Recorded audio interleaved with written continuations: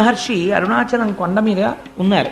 ఏదో ఓ పెద్ద మర్రి కోటి కింద పడింది. దక్షిణామూర్తి కూర్చునే మర్రి చెట్టు ఆకే ఇది అని ఆ ఆకు ఎటువైపు నుంచి పడిందో అటువైపుగా నడిచి వెళ్ళారు.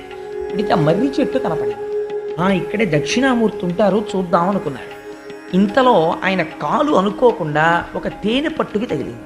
తగిలితే ఆ తేనెటీగలు వచ్చి ఆయన కాలు కుడుతుంది. ఆయన ఏం చేశారంటే ఈ కాలు నిష్కారణముగా ఒక తేనె పట్టు, అంటే అది ఎక్కడో పువ్వుల్లో తిరిగి తేనె తెచ్చి గూట్లో పెట్టుకుని తయారు చేసుకున్నటువంటి దాని గూటిని ఈ కాలు వెళ్ళి భ్రంశము చేసినది.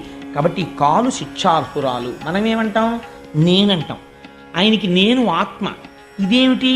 ఈ ఆత్మ చేత ధరింపబడిన వస్తువు. ఇది వేరు, ఆయన వేరు. ఇది నివృత్తి మార్గం అంటే. కాబట్టి ఇది శిక్షార్హురాలు. కాబట్టి ఇది శిక్ష